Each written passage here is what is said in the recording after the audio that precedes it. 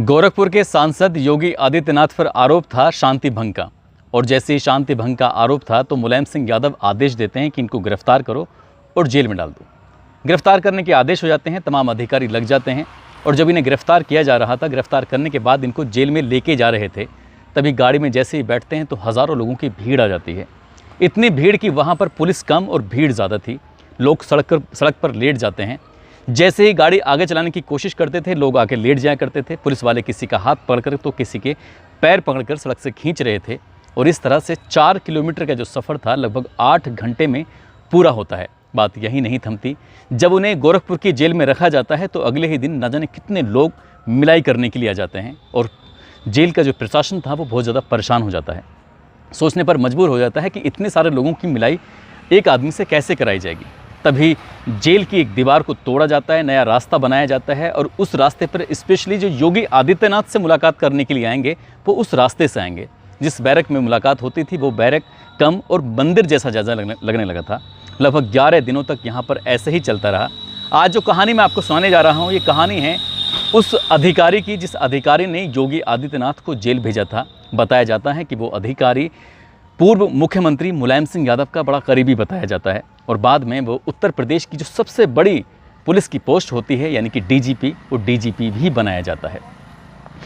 आदाब, नमस्कार, सत श्री अकाल। मैं उस्मान सैफ़ी। आज की जो सच्ची घटना मैं आपको सुनाने जा रहा हूँ, ये सच्ची घटना है उत्तर प्रदेश का एक ज़िला है जौनपुर, और जौनपुर की एक तहसील लगती है मछली, और मछली तहसील का एक थाना लगता है मुंगरा बादशाहपुर। दरअसल इसी का एक गांव है तरहटी किलापुर। बात कर रहा हूं 11 सितंबर 2023 की दोपहर 12:15 के आसपास। गांव में ज़मीन की पैमाइश के लिए सरकारी अधिकारी आए हुए थे और यहां पर कुछ लोग ऊंची आवाज़ में बात कर रहे थे तो कुछ लोग शांत थे। इसी तरह से कानूनी कार्रवाई जो थी वो चल रही थी। सरकारी प्रक्रिया के तहत में ये आपस में बातचीत का दौर भी चल रहा था क्योंकि ज़मीन की पैमाइश जो होनी थी। अक्सर ऐसा होता है, ये कोई बड़ी बात नहीं है। तभी यहाँ पर एक बुज़ुर्ग आदमी आता है और बुज़ुर्ग आदमी आने के बाद एक व्यक्ति से कहता है कि तुम कौन हो, तुम्हारा नाम क्या है। तो वो आदमी कहता है कि साहब, मेरा नाम चंद्रेश गुप्ता है और मैं तलहटी गांव का प्रधान हूँ। बस इतना कहना था। उस बुज़ुर्ग व्यक्ति ने उसका गिरेबान पकड़ा और खींचते हुए उसे कहा कि बाहर निकल। इतना ही नहीं, उसने उसको गालियाँ भी दी, बुरा भला कहा, भद्दा बद्दा कहा। और जो भद्दा बद्दा कहता है तो ग्राम प्रधान को लगता है कि उसकी सरेआम बेइज्जती की गई है। उसको गांव के लोगों ने चुना है, उसको प्रधान बनाया है और उसको ऐसा कैसे कर सकते हैं। जिस बुजुर्ग व्यक्ति ने गिरबान पकड़ा था उस व्यक्ति का नाम जगमोहन यादव होता है। उसके खिलाफ एक तहरीर लिखी जाती है और तहरीर लिखने के बाद सीधा वो व्यक्ति यानी कि ग्राम प्रधान पहुँच जाता है मुंगरा बादशाहपुर में। और वहाँ जाने के बाद तहरीर देता है कि साहब, मेरे साथ इस व्यक्ति ने अभद्रता की है, बदतमीजी की है। उसके बाद पुलिस में हड़कंप मच जाता है और हड़कंप मचने के साथ साथ ही मुकदमा दायर भी कर लिया जाता है। आईपीसी की धारा 323, 504, 506 में जब मुकदमा दर्ज होता है और यही बात जब अखबारों के माध्यम से, सोशल मीडिया के माध्यम से, टीवी के माध्यम से जब लोगों को पता चलती है तो मुकदमा जिसके ऊपर लिखा गया था वो कोई आम व्यक्ति नहीं था, बल्कि 1983 बैच का आईपीएस ऑफिसर जगमोहन यादव होते हैं, जो कि उत्तर प्रदेश के डीजीपी रहे थे, पुलिस महानिदेशक रहे थे। उत्तर प्रदेश में पुलिस की इससे बड़ी कोई पोस्ट नहीं होती है। जब अखिलेश यादव मुख्यमंत्री बने थे तब उन्होंने अपने उस दौर में इनको 1 जुलाई 2015 को डीजीपी बनाया था और 31 दिसंबर 2015 को ये रिटायर हो गए थे।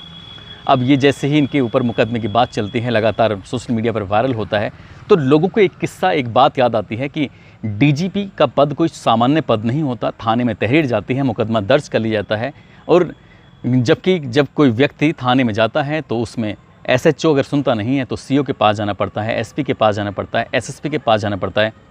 कई बार मुख्यमंत्री से गुहार लगानी पड़ती है, बहुत ज़्यादा पापड़ बेलने पड़ते हैं, तब जाकर मुकदमा दर्ज होता है। और ग्राम प्रधान की तहरीर के आधार पर पूर्व डीजीपी के खिलाफ मुकदमा दर्ज होना ये आम बात नहीं थी।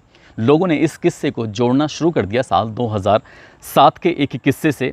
दरअसल साल 2007 में ये गोरखपुर के आईजी हुआ करते थे और उन्हीं दिनों की बात है।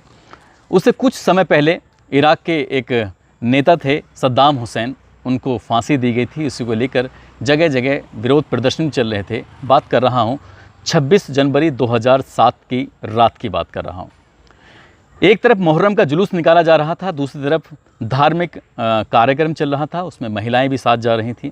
और बताया जाता है कि जुलूस में जो शामिल लोग थे, उन्हीं जुलूस में से धार्मिक जो कार्यक्रम चल रहा था महिलाओं का, जो हिंदू महिलाएं थीं, उनमें से किसी लड़की के साथ किसी ने अभद्रता कर दी, उसके साथ छेड़छाड़ कर दी। छेड़छाड़ का विरोध करने पर हंगामा शुरू हो जाता है, मार पिटाई तक की नौबत आ जाती है। और इसी बीच में पता चलता है कि एक व्यक्ति को ज़्यादा पीट दिया जाता है। वह हालांकि पुलिस मौके पर आती है, वो पुलिस की जीप में बैठ जाता है जिसका नाम होता है राजकुमार अग्रहरि। उस व्यक्ति को जब जीप में बैठा होता है, उसको कुछ लोग खींचते हैं और खींचने के बाद उसको बहुत ज़्यादा मारते हैं, पीटते हैं और इतना मारते पीटते हैं कि उसकी हालत गंभीर हो जाती है। उसको फिर BRD हॉस्पिटल में भर्ती कराया जाता है। डॉक्टर जवाब दे देते हैं, कहते हैं कि हम इसको बचा नहीं पाए, इसके साथ ज़्यादा मारपीट की गई थी। और जैसे ये मामला शहर में आग की तरह फैल जाता है, लोगों में गुस्सा आ जाता है। उन दिनों मुख्य सांसद हुआ करते थे योगी आदित्यनाथ, जो कि वर्तमान में वो मुख्यमंत्री हैं। तो ये बात उन तक पहुंचती है। वो उस दिन की बात है, उस दिन वो गोरखपुर में नहीं थे बल्कि कुशीनगर में थे। और जैसे ही ये बात वहाँ पहुँचती है तो वो सांसद रहते हुए कहते हैं कि ठीक है, हम इस बात का विरोध करेंगे, इस हत्या का विरोध करेंगे, जिसने ये सब किया है उसके विरोध करेंगे, छेड़छाड़ का भी विरोध करेंगे। गोलघर पर प्रदर्शन होगा और प्रदर्शन का ऐलान कर दीजिए। कुशीनगर से योगी आदित्यनाथ चल देते हैं गोरखपुर के लिए। और जब ये बात शहर में पता चलती है कि शहर में पहले से ही माहौल ख़राब हो चुका था, लोग सड़कों पर उतर रहे थे, एक दूसरे के खून के प्यासे हो जाते हैं, दंगे जैसी हालत हो जाती है। लेकिन इसी बीच में दंगा ना हो, इसी बीच में कोई हालत ख़राब ना हो, पुलिस प्रशासन ने कुछ समझदारी से काम लेने की कोशिश की और उसने कर्फ्यू लागू कर दिया। कर्फ्यू लागू करने के बाद धारा 144 का भी लागू कर दिया और कहा कि कोई भी व्यक्ति इसका उल्लंघन करते पाया गया तो उसको जेल भेज दिया जाएगा। अब इधर योगी आदित्यनाथ ऐलान कर चुके थे कि वो गोलघर पर जाकर प्रदर्शन करेंगे, उसकी तैयारी चल रही थी। उन लोगों को लगने लगता है कि कहीं ऐसा ना हो कि बात ज़्यादा ख़राब हो जाए, यानी कि अधिकारियों को ऐसा लगने लगता है। यहाँ के जो IG होते हैं जगमोहन यादव, वो सीधे मुलायम सिंह यादव, यानी कि उन दोनों वो मुख्यमंत्री हुआ करते थे, उनसे संपर्क में रहते हैं। और ज़िले के DM थे डॉक्टर हरिओम और SSP हुआ करते थे उस वक्त उन दिनों राजा श्रीवास्तव। लगातार उच्च अधिकारियों से, शासन प्रशासन के आला अधिकारियों से और मुख्यमंत्री से सीधे बात चल रही थी कि आप क्या किया जाए। अगर योगी आदित्यनाथ इस धरना प्रदर्शन में शामिल होते हैं तो ऐसा ना हो कि कहीं बड़ा बवाल ना हो जाए।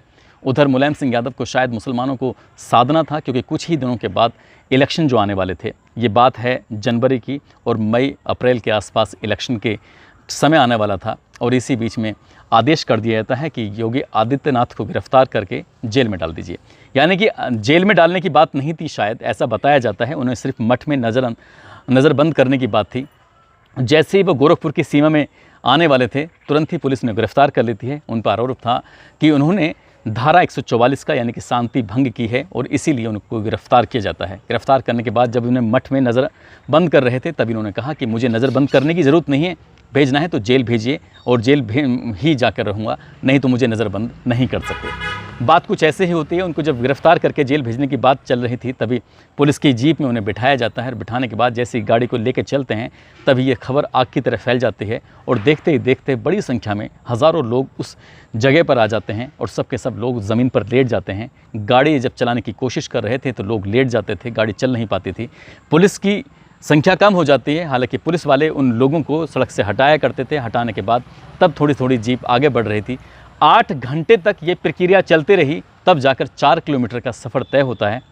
और जैसे ही योगी आदित्यनाथ को एक बैरक में बंद किया जाता है, तो अगले ही दिन उनसे मिलने के लिए बड़ी संख्या में लोग आने लगते हैं। अब ऐसी स्थिति में किस किस की सर्च अभियान किया जाएगा, इस बात को लेकर भी बड़ी समस्या बन जाती है। तभी जेल की दीवार को तोड़ा जाता है, एक रास्ता बनाया जाता है और योगी आदित्यनाथ को उस जगह पर रखा जाता है। IG जो होते हैं जगमोहन, वो लगातार उनके उच्च अधिकारियों के संपर्क में थे।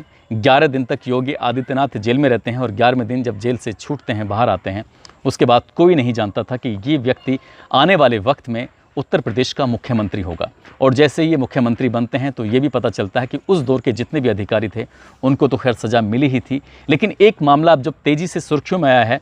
बात है 11 सितंबर 2023 को उत्तर प्रदेश के ज़िला जौनपुर के तहसील मछली थाना मोगरा बादशाहपुर में और तरहटी किलापुर जो गांव लगता है, वहां पर जो एक बुज़ुर्ग आदमी जो कि उत्तर प्रदेश के पूर्व डीजीपी रहे थे, वो एक ग्राम प्रधान से जब मारपीट कर देते हैं, और ग्राम प्रधान कोई और नहीं होता बल्कि बीजेपी का एक सजग कार्यकर्ता होता है, और उसने ये मुख्यमंत्री योगी आदित्यनाथ से ही नहीं बल्कि प्रधानमंत्री से भी अपील की कि ये व्यक्ति मुझे मरवा सकता है। गांव की कई ज़मीनों पर इस व्यक्ति ने कब्जा कर रखा है, और जब जब कोई इसके खिलाफ आवाज़ उठाने की कोशिश करता है तो ये व्यक्ति उसको परेशान कर देता है। इस व्यक्ति की माँ इस गाँव की प्रधान रही हैं और इन्होंने जगह जगह कई जगह कब्जा भी किया हुआ है।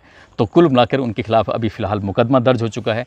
ये शायद ऐसा नहीं है कि IAS IPS के खिलाफ कभी कोई मुकदमे नहीं हुए, लेकिन जिस तरह से जो मुकदमा हुआ है उससे लग रहा है कि इतने बड़े अधिकारी पर इतने सामान्य सा एक कार्यकर्ता मुकदमा अगर दर्ज करा रहा है तो शायद कहीं ऐसा ना हो कि साल 2007 में जो हुआ था, मुख्यमंत्री योगी आदित्यनाथ को जो जेल भिजवाने में इस अधिकारी की जो भूमिका रही थी वो शायद अग्रणी रहा था। लेकिन इसी बीच में आपको इतना और बताता चलूँ कि जब वहाँ पर DM थे डॉक्टर हरिओम और SSP थे राजा श्रीवास्तव, उन पर मुलायम सिंह यादव ने कार्रवाई करते हुए उनको सस्पेंड कर दिया था। उनकी जगह DM राकेश गोयल को बनाया था और SSP SK भगत को बनाया था। उन्हें बहुत ही कम समय में हेलीकॉप्टर से बिठाने के बाद सीधा गोरखपुर भेजते हैं और चार्ज देने की बात करते हैं। हालांकि यहाँ पर बाद में बहुत ज़्यादा बवाल होता है। शहर में कई दुकानों में आग लगाई जाती है, कई घरों में आग लगाई जाती है, लोगों का बहुत ज़्यादा नुकसान होता है, दंगे भड़क जाते हैं। ये मामला लगातार कोर्ट कचहरियों में चलता रहा। हालांकि जो आरोपी थे उनको सज़ा मिली है नहीं मिली ये तो खैर कोर्ट ही तय करेगा, लेकिन जिस तरह से एक अधिकारी के खिलाफ मुकदमा दर्ज हुआ तो लोगों को साल 2007 की वो घटना याद आ गई जब योगी आदित्यनाथ को सलाखों के पीछे भेजा गया था। दोस्तों, इस पूरे घटनाक्रम को सुनाने का उद्देश्य किसी को परेशान करना नहीं है, किसी का दिल दुखाना नहीं है, बल्कि आपको जागरूक करना है, आपको सचेत करना है। और जाते जाते आज शशिकांत अवस्थी हैं, लखनऊ के रहने वाले हैं। सोनू खड़िया हैं जो जयपुर कोटपुतली है एक जगह, वहाँ के रहने वाले हैं। आज इन दोनों का जन्मदिन है, इनको जन्मदिन की बहुत सारी शुभकामनाएं, बहुत बहुत मुबारकबाद। साथ ही मनीष कुमार हैं, विपिन कुमार हैं, एहसान गौरी हैं, स्वाति देवी हैं, उत्तम लाल हैं, रामजीत लोधी, इन लोगों ने नाम लेने की अपील की थी। आप सब लोग अपना ख्याल रखें, सुरक्षित रहें। जय हिंद, जय भारत।